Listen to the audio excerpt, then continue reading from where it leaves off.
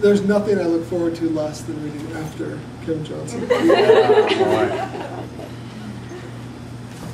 Although there's nothing I enjoy quite so much as reading next, just being next to Kim Johnson.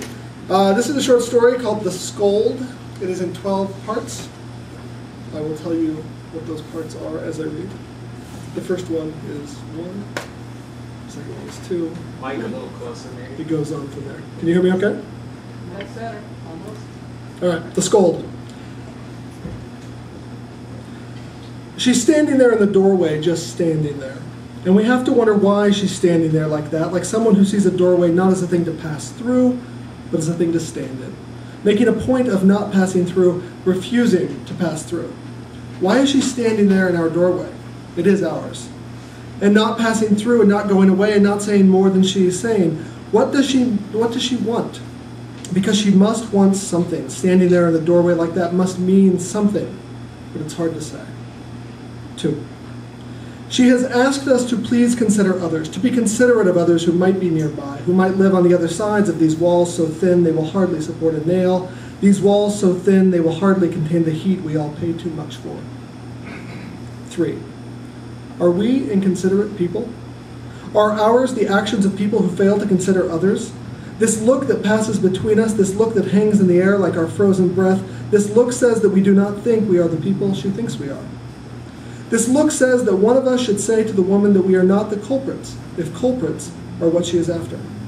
This look is content to assume the passive voice and say that perhaps a mistake has been made. 4. The baby, she says. The baby. And we say, the baby? And she says that it would take so little, really. A little consideration is all she asks. All she asks, she says, standing there in the doorway that is very clearly ours and not hers, is that perhaps we might consider others a bit more than we have. And here she raises up just a little, pushes forward onto the balls of her feet, stretches her neck like she's a bird. She leans through the doorway that is ours and not hers, peers into the space that is ours and not hers, looking for the baby, that sweet, sweet, inconsiderate baby. 5. We are not inconsiderate people. We are not, of course, unaware of these thin walls that will do so little to muffle sounds meant for other ears. And we have wished, haven't we, for walls just a bit thicker than these? But the baby? The baby's a baby. The baby has been a perfect baby, an ideal baby, a model baby. The baby has performed babiness with such perfection, such total perfection. 6. We have not slept well, it is true. And we have smiled our thin smiles and said to each other that one day, soon enough, we might refer back to this exhaustion like the others have done, have claimed to have done. And there have been moments we regret, moments in which we have said, oh hell, or damn it, or when we sighed so heavily it was as though we cursed our God or the graves of our grandmothers. There have been these moments that are ours, that belong to us and us alone, that are no business of this woman whose head, like a periscope, keeps searching for the inconsiderate baby. 7. We have not told her she can't come through the doorway. We have not told her she can. We opened the door, as considerate people would. We said hello and smiled, as considerate people do. We allowed our brows to wrinkle, our faces to assume expressions of consternation, as any considerate people must, when she said that there was something the matter, something in need of correction. Our heads bobbed up and down while she talked in a continuous state of agreement.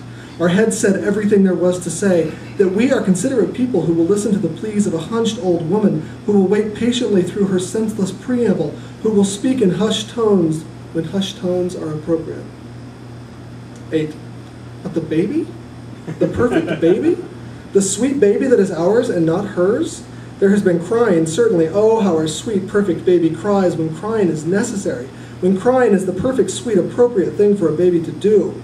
Oh, how our baby cries when a baby ought to cry, when a baby must cry, when a baby would be mistaken not to cry.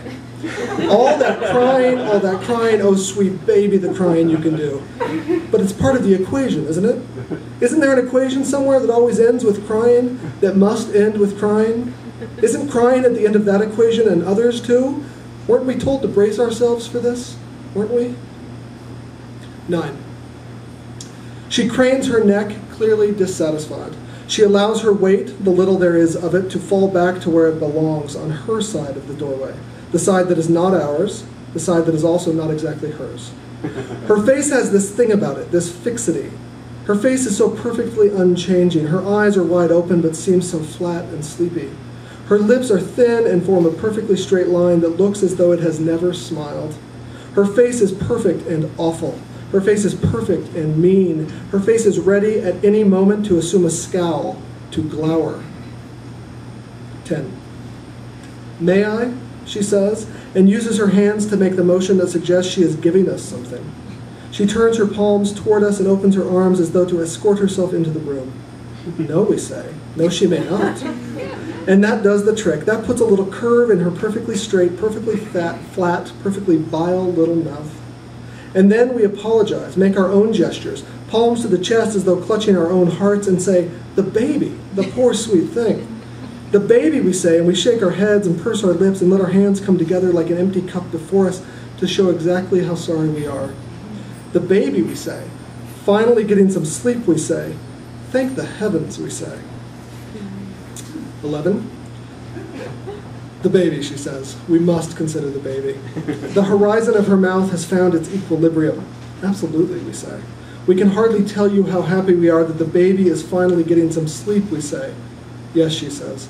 We must consider the baby. 12. She is on the other side of the door, the side that is not ours. She's in the hallway. She's in the hallway that is not ours and not hers. She has every right to stand there in the hallway. She has every right. We thank her for nothing in particular. We whisper goodnight as though we just remembered to keep our voices very low, as though we have developed of a sudden some pressing need for stealth. We give the door a nudge, a quiet little nudge, and let it close gently, quietly, as though of its own accord. Thank you.